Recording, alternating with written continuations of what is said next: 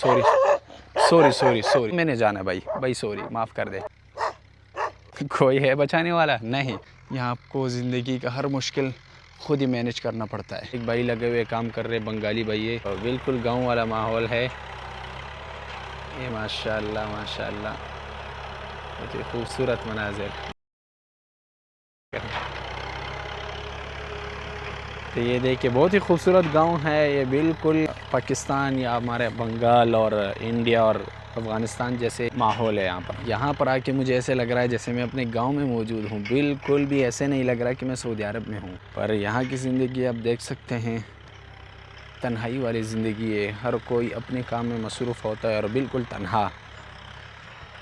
तो बहुत ही खूबसूरत इलाका है ये Taif. Sorry sorry sorry sorry, मैंने जाना भाई, भाई सॉरी, माफ़ कर दे। कोई है बचाने वाला।